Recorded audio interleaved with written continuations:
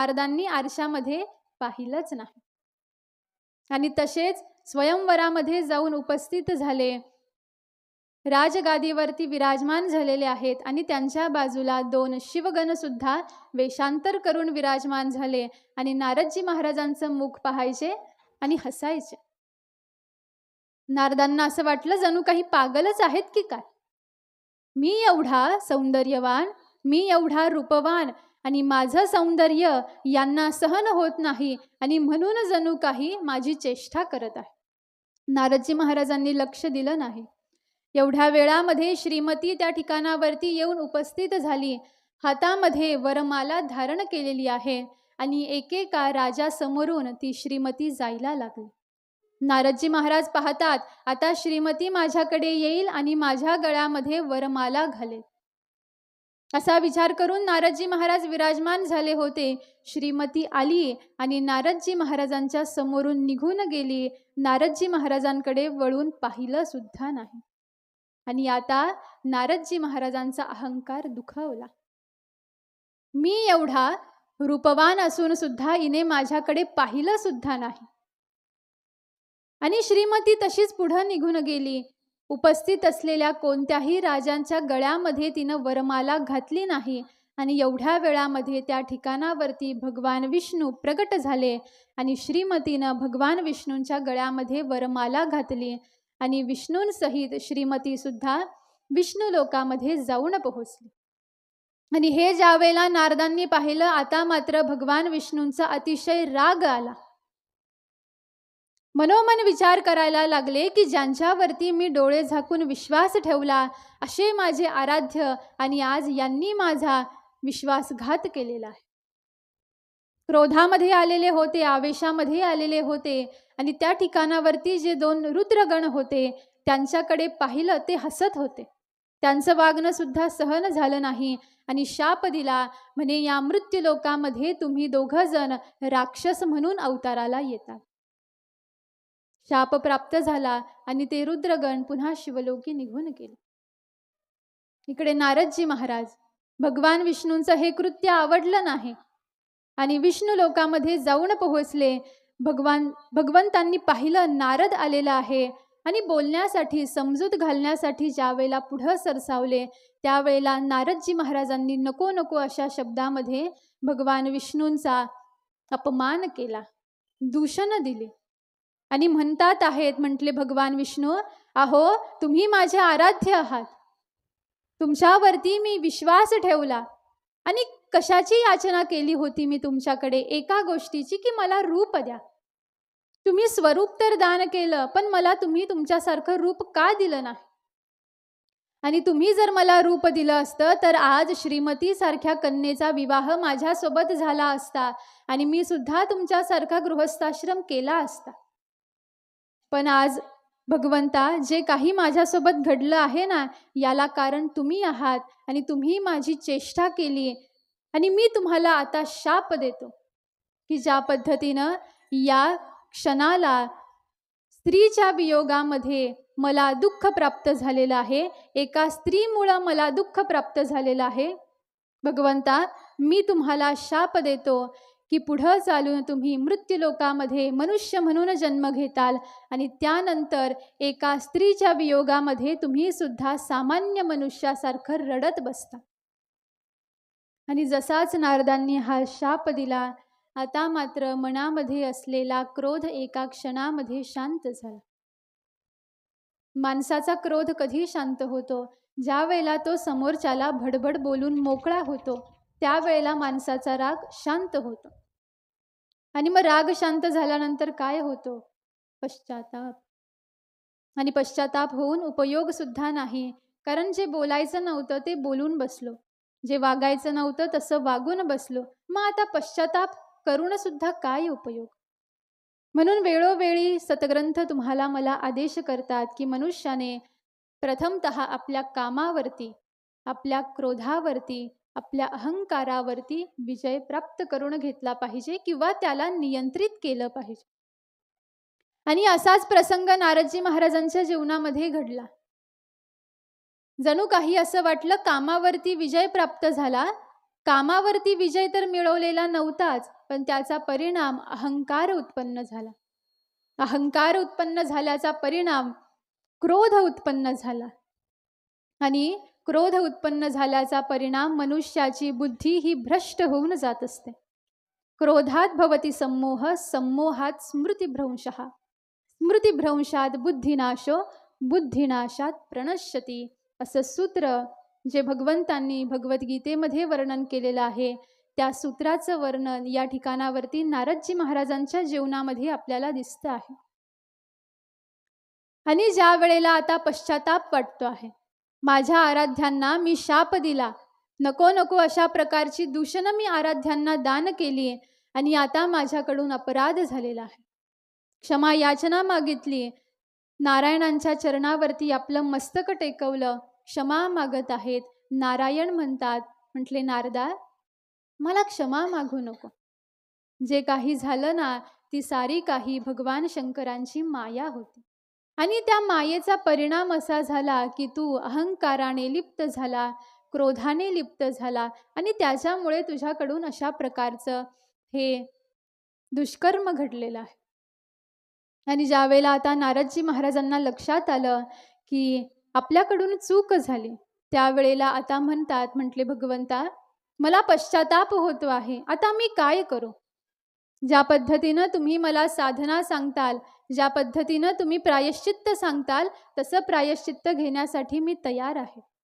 तुम्ही कृपा करा माझ्यावरती. आणि मग या प्रसंगामध्ये भगवान विष्णूंनी नारदांना उपदेश केला. म्हटले, नारदा, तुला जर का या दोषामधून निवृत्त व्हायचं असेल तर याच्यासाठी तू अखंड मुखामध्ये शिवनाम धारण कर आणि शिवनामाचं गायन करता करता या मृत्यूलोकामध्ये संचार कर. आणि संचार करत असताना या मृत्यूलोकामध्ये जेवढी जेवढी भगवान शंकरांची पवित्र क्षेत्र आहेत, तीर्थ आहेत, त्या त्या ठिकाणावरती जाऊन भगवान शंकरांचं पूजन कर, अर्चन कर. आणि तदनंतर जी अविमुक्त क्षेत्र म्हणून वर्णन केलेली आहे अशा काशी क्षेत्रामध्ये जाऊन भगवान शंकरांची आराधना कर, उपासना कर. आणि तिथून पुढे तू ब्रह्मलोकामध्ये जा आणि ब्रह्मदेवांना तत्वज्ञानासंबंधात प्रश्न विचार. आणि जशा पद्धतीनं ते उपदेश करतील त्या त्या पद्धतीनं तू स्वतःचं आचरण कर, साधना कर. आणि एवढं जर केलं तर त्याचा परिणाम तुझ्याकडून जो दोष झालेला आहे त्या दोषाचं निवारण होईल. आणि अशा पद्धतीनं जो शौनकांनी प्रश्न विचारलेला होता त्या प्रश्नाचं निरसन शौनकांना करून दिलं. आणि म्हणतात की अशा पद्धतीनं नारदजी महाराज ब्रह्मलोकामध्ये येऊन पोहोचले. आणि ज्या रुद्रगणांना भगवान नारदांनी जो शाप दिलेला होता ते रुद्रगण मृत्यूलोकामध्ये रावण आणि कुंभकर्ण या दोन रूपामध्ये, या राक्षसाच्या रूपामध्ये अवताराला आले असं शिवपुराण सांगतं आहे.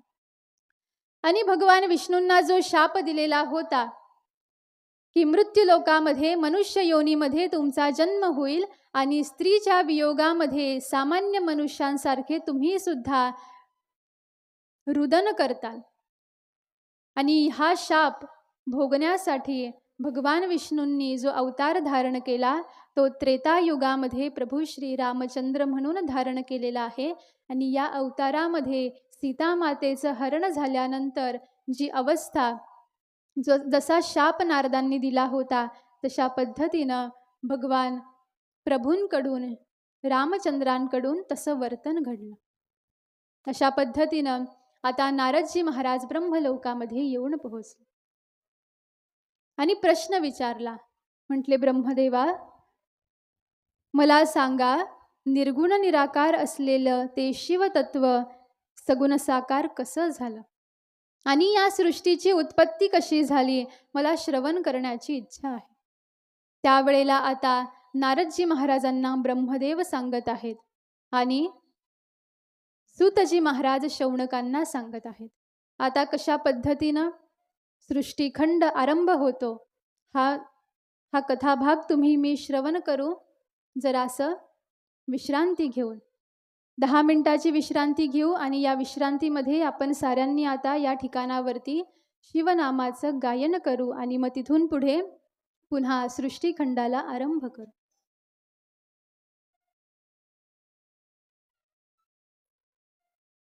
नामस्मरण सुरू करा.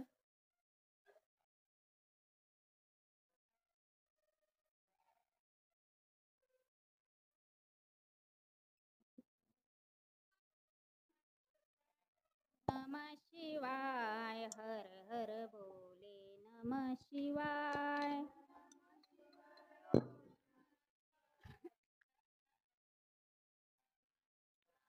नमः शिवाय ओम नमः शिवाय हर हर बोले नमः शिवाय.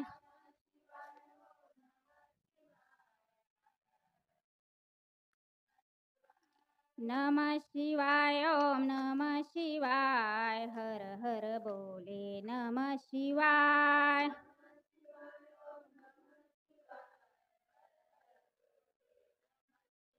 ओम नमः शिवाय ओम नमः शिवाय हर हर बोले नमः शिवाय.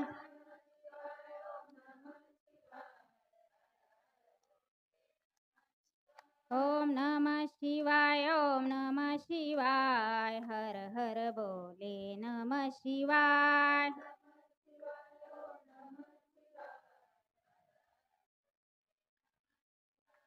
हर हर बोले नमः शिवाय हर हर बोले नमः शिवाय.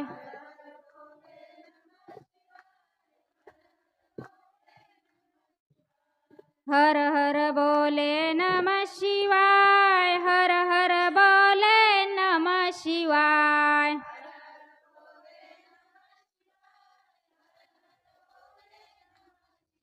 ओम नमः शिवाय ओम नमः शिवाय हर हर बोले नमः शिवाय.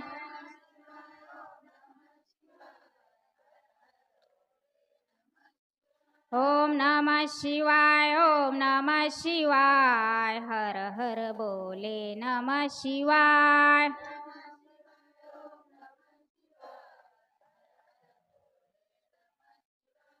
हर हर बोले नमः शिवाय हर हर बोले नमः शिवाय.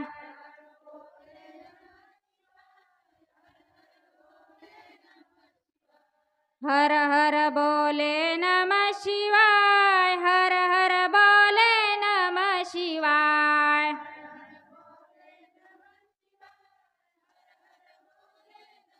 शिवाय ओम नमः शिवाय ओम नमः शिवाय हर हर बोले नमः शिवाय.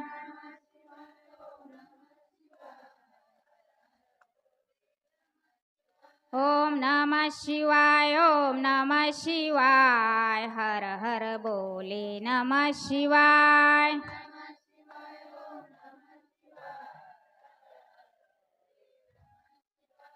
हर हर बोले नमः शिवाय हर हर बोले नमः शिवाय.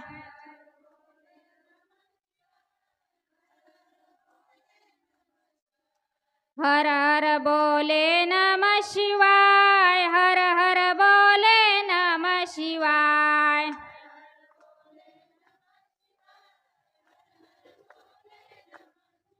ओम नमः शिवाय ओम नमः शिवाय हर हर बोले नमः शिवाय.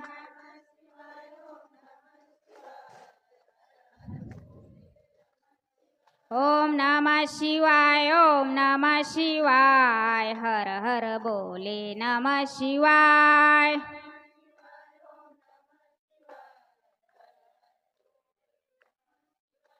हर हर बोले नमः शिवाय हर हर बोले नमः शिवाय.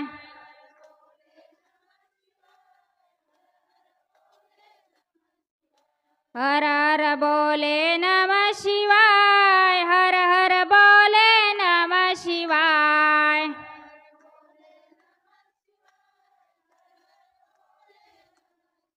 ओम नमः शिवाय ओम नमः शिवाय हर हर बोले नमः शिवाय.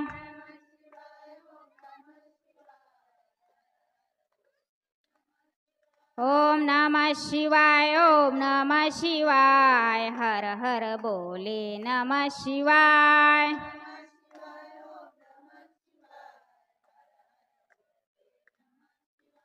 हर हर बोले नमः शिवाय हर हर बोले नमः शिवाय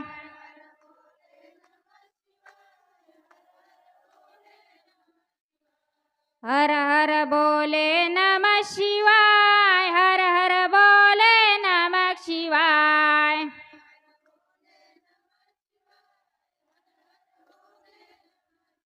ओम नमः शिवाय ओम नमः शिवाय हर हर बोले नमः शिवाय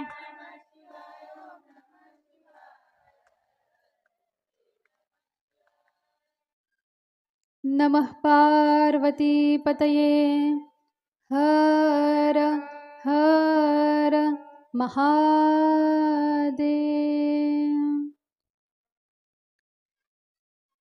नारदजी महाराजांना जो गर्व झालेला होता त्या गर्वाचं परिमार्जन भगवान विष्णूंनी आपल्या मायेच्या परिणाम स्वरूपाने केलेलं आहे। नारदजी महाराज ब्रह्मलोकामध्ये जाऊन पोहोचले आणि प्रश्न विचारलेला होता सृष्टी उत्पत्तीच्या बाबतीत। आणि आता मात्र नारदजी महाराजांना ब्रह्मदेव वर्णन करून सांगतात आणि तेच वर्णन सूतजी महाराज 88,000 शौनक ऋषींना करून सांगत आहेत। आणि सूतजी महाराज बोलायला लागले, म्हटले, शौनकांनो, पूर्वी इथं काहीच नव्हतं। एकही वस्तू, व्यक्ती, पदार्थ असं या सृष्टीमध्ये काहीच नव्हतं। आकाशही नाही, काहीच नाही, सगळीकडे केवळ अंधकार होता। आणि या अंधकारामध्ये एक सततत्व होतं, एक शक्ती होती। आणि ज्या वेळेला या शक्तीनं विचार केला की मला आता काहीतरी रूप धारण करायचं आहे, त्यावेळेला ती शक्ती प्रगट झाली। आणि ज्या वेळेला ती शक्ती प्रगट झाली त्या प्रागट्याच्या परिणाम स्वरूपाने सर्वत्र प्रकाश होऊन गेला। आणि प्रकाशित झालेली ती शक्ती विचार करते आहे, ते तत्व विचार करत आहे की मला आता एखादं रूप धारण करावं लागेल। आणि एकोहम बहुश्याम, जो मी एक आहे तो मी आता अनेक रूप धारण करेल असा मानस, असा विचार त्या शक्तीनं केला, त्या तत्वानं केला। आणि त्यावेळेला त्या तत्वानं एक रूप धारण केलं आणि ते रूप म्हणजे पंचवक्त्रम त्रिनेत्रम। एक रूप असं धारण केलेलं आहे की ज्याला 5 मस्तक आहेत आणि प्रत्येक मस्तकावरती 3 नेत्र आहेत, ज्याला 10 भुजा आहेत। अशा पद्धतीनं जे रूप त्या शक्तीनं, त्या तत्वानं धारण केलं त्याच रूपाला सांब सदाशिव असं म्हणतात। असे सांब सदाशिव जे साक्षात परब्रह्म स्वरूप आहेत, जे साक्षात परब्रह्म रूप आहे। आणि त्या निर्गुण निराकार असलेल्या परब्रह्माने सगुण साकार होऊन एक रूप धारण केलं आणि त्या रूपाला नाम प्राप्त झालं सांब सदाशिव। सदाशिव रूप प्राप्त झालेला आहे, सदाशिव नाम धारण केलेला आहे। आणि आता सदाशिव विचार करतात की मला आता एखाद्या शक्तीची आवश्यकता आहे की जिच्या मार्फत मी सृष्टी उत्पत्ती करू शकेल आणि माझ्यासारखेच अनेक या ठिकाणावरती प्रगट करू शकेल। आणि त्यावेळेला भगवंतांच्या शरीरामधून एक शक्ती प्रगट झाली आणि त्या शक्तीला नाम प्राप्त झालं अंबिका, जगदंबा, भवानी, अशी नाना प्रकारची नावं त्या शक्तीला प्राप्त झाली। आणि अशी शक्ती ज्या वेळेला सांब सदाशिवांपासून निर्माण झालेली आहे त्यावेळेपासून सदाशिवांना सांब सदाशिव असं म्हणतात।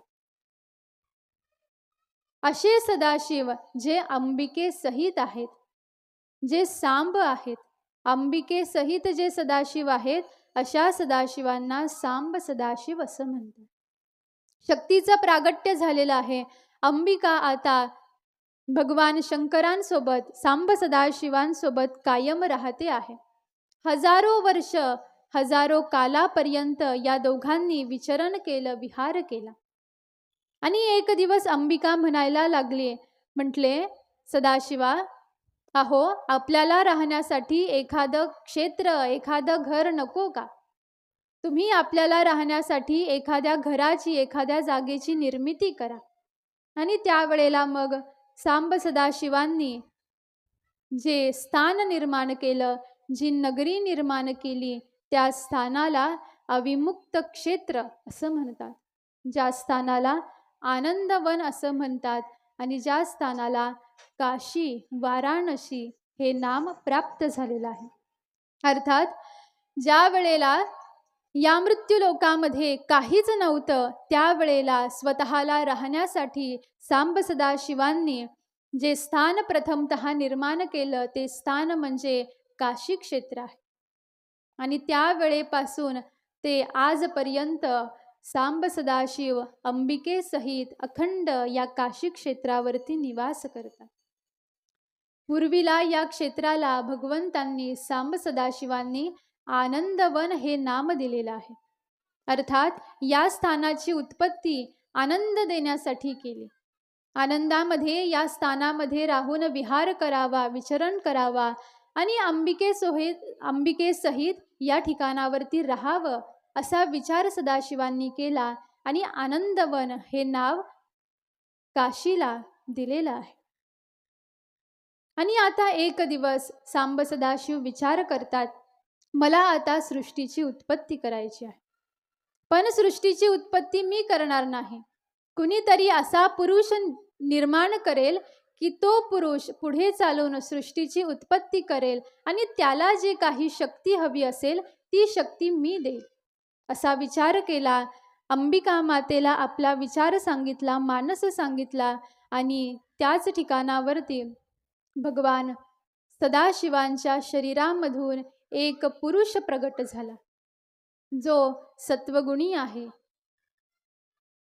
सत्स्वरूप आहे, सात्विक आहे. आणि असा पुरुष ज्या वेळेला उत्पन्न झाला, त्यावेळेला तो पुरुष म्हणायला लागला, म्हटले, आपण मला कशासाठी या ठिकाणावरती तयार केलेला आहे? त्यावेळेला सांब सदाशिव म्हणतात, म्हटले, तू सतस्वरूप आहे, तू व्यापक आहे आणि तू व्यापक असल्यामुळे मी तुला विष्णू हे नाम देतो. आणि अशा पद्धतीनं भगवान सांब सदाशिवांच्या शरीरापासून भगवान विष्णूंची निर्मिती झाली. आणि उपदेश केला, म्हटले, विष्णू, इथून पुढं तुला आता सृष्टीची उत्पत्ती करायची आहे. पण सृष्टीची उत्पत्ती करण्याच्या अगोदर तुला तपश्चर्या करावी लागेल. हजारो दिव्य वर्ष तपश्चर्या कर आणि त्याच्यानंतर ज्या वेळेला मी आदेश करेल त्यावेळेला तू सृष्टीची उत्पत्ती कर असं सांगून सांब सदाशिव अंतर्धान पावले. आणि त्यानंतर नारायणांनी अर्थात विष्णूंनी तपश्चर्या करण्यासाठी आरंभ केला. एवढी तपश्चर्या केली की ती तपश्चर्या केल्याचा परिणाम विष्णूंच्या संपूर्ण शरीरामध्ये आता शक्ती, तेज प्रगट झालेला आहे. विष्णूंचं संपूर्ण शरीर हे आता गरम झालेलं आहे आणि त्याचा परिणाम की विष्णूंच्या संपूर्ण शरीरामधून घामाच्या धारा वाहायला लागल्या. एवढा घाम विष्णूंच्या शरीरामधून बाहेर पडला की त्याचा परिणाम की आता भला मोठा समुद्र त्या घामापासून, बिंदूंपासून तयार झाला आणि त्या विशाल असलेल्या समुद्रामध्ये नारायण अर्थात विष्णू विश्रांती घेत आहे.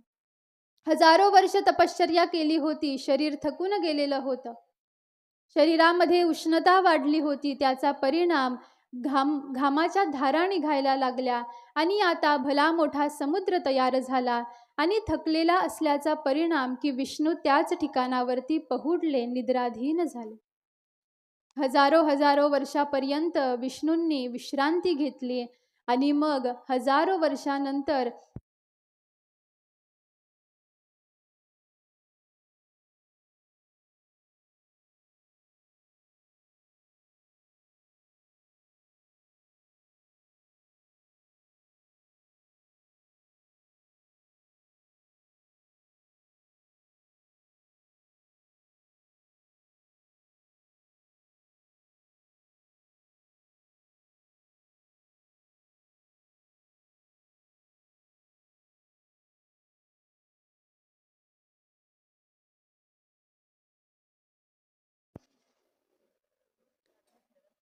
आणि ज्या वेळेला शांत झालेले आहेत विष्णू आणि आपले नेत्र उघडले, पाहतात तर भला मोठा समुद्र आहे आणि त्या समुद्रामध्ये मी एकटा पहुडलेलो आहे. नार अर्थात पाणी आणि अयन अर्थात शयन करणारा, विश्रांती घेणारा, आणि अशा पद्धतीनं विष्णूंना नाव प्राप्त झालं नारायण. आणि ज्या वेळेला नारायणांनी आपले नेत्र उघडले, लक्षात आलं कुठं काहीच नाही. भगवान सांब सदाशिवांचा धावा आरंभ केला.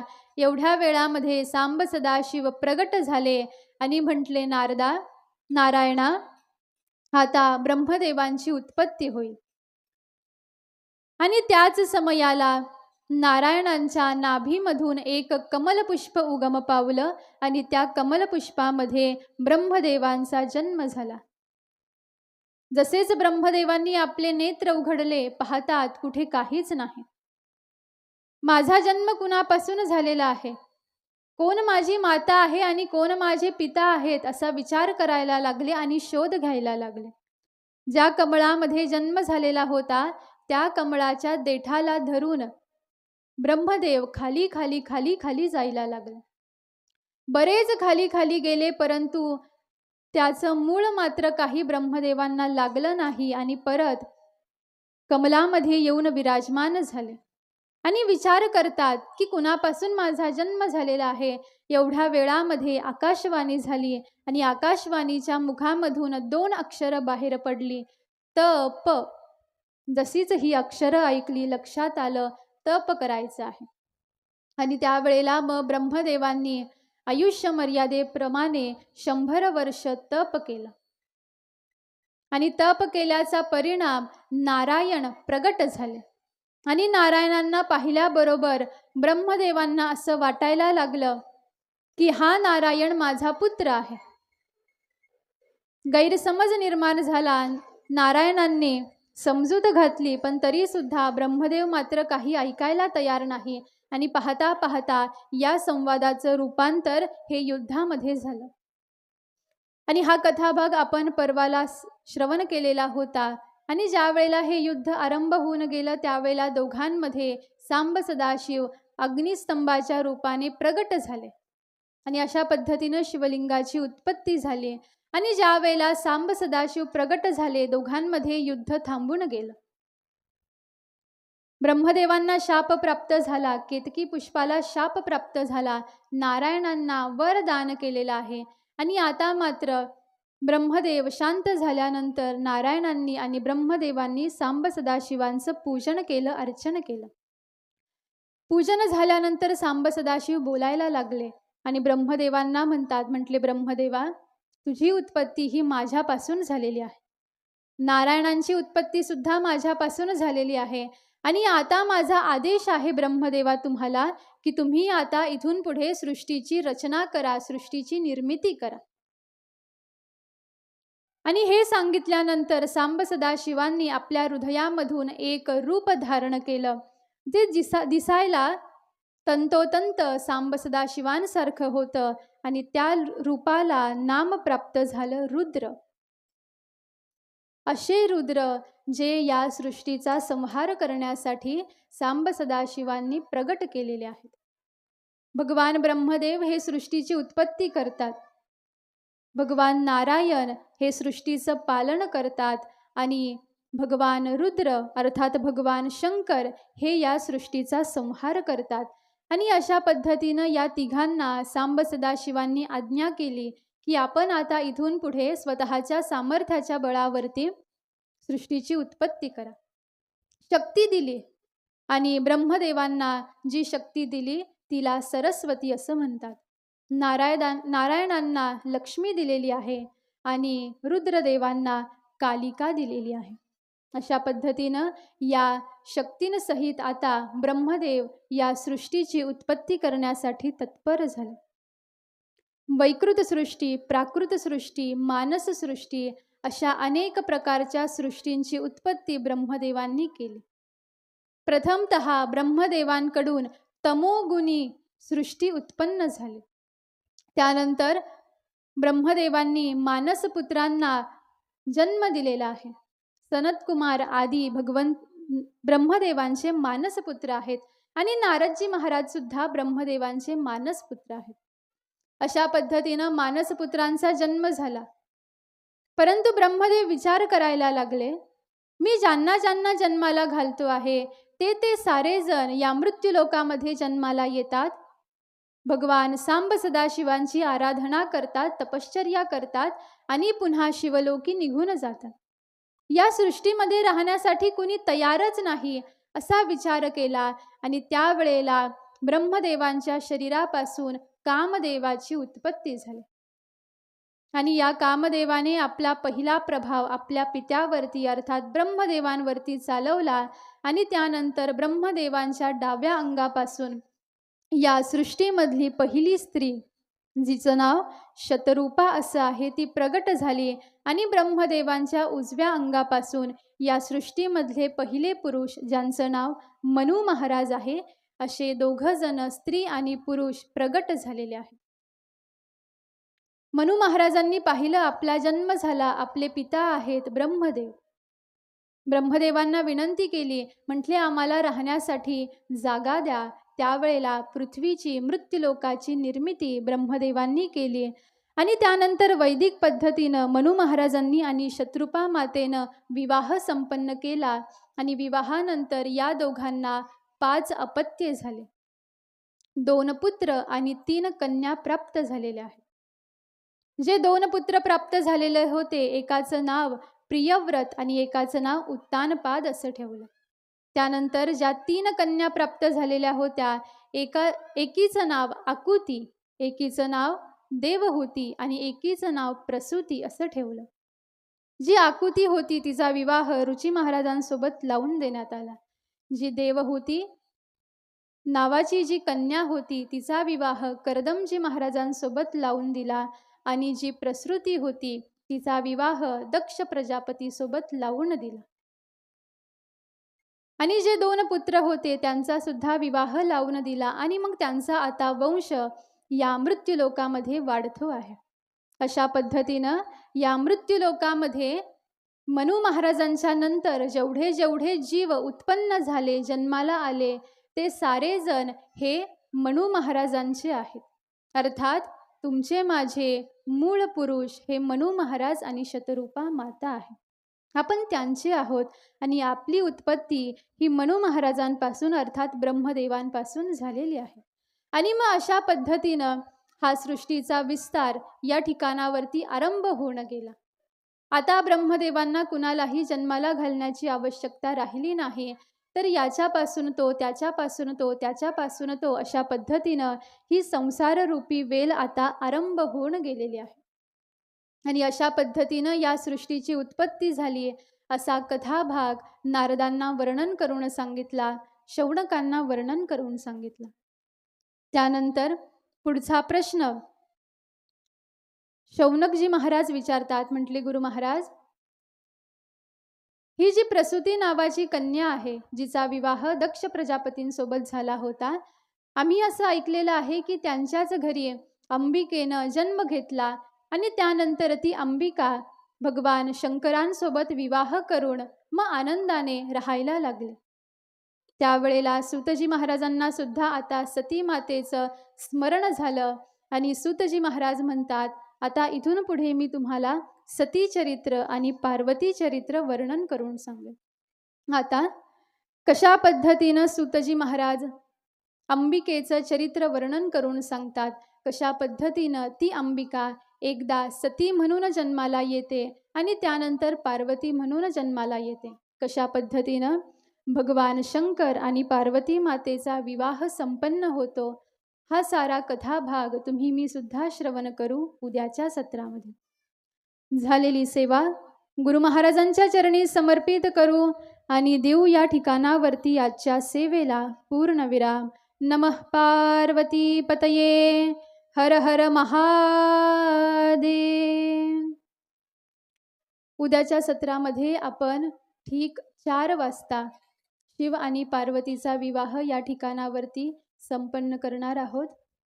त्याच्यामुळे विवाहासाठी ज्या ज्या काही गोष्टींची आवश्यकता असेल त्या त्या गोष्टींची जुळवाजुळव साऱ्यांनी करायची आहे. ज्यांना मंगलाष्टका म्हणण्याची इच्छा असेल अशा भाविकांनी उद्या शिवपार्वतीच्या विवाहामध्ये मंगलाष्टका म्हणायच्या आहेत.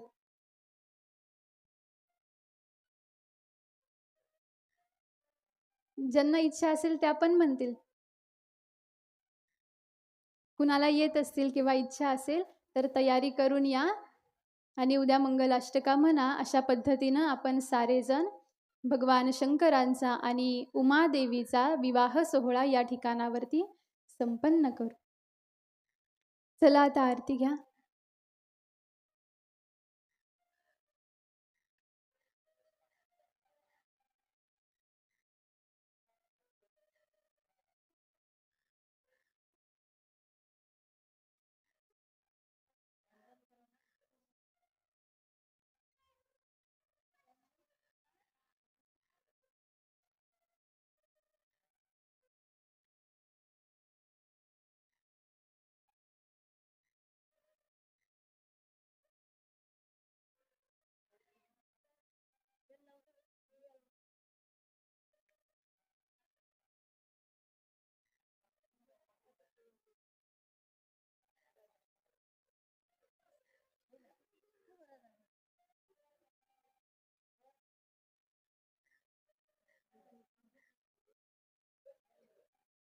जान्हवी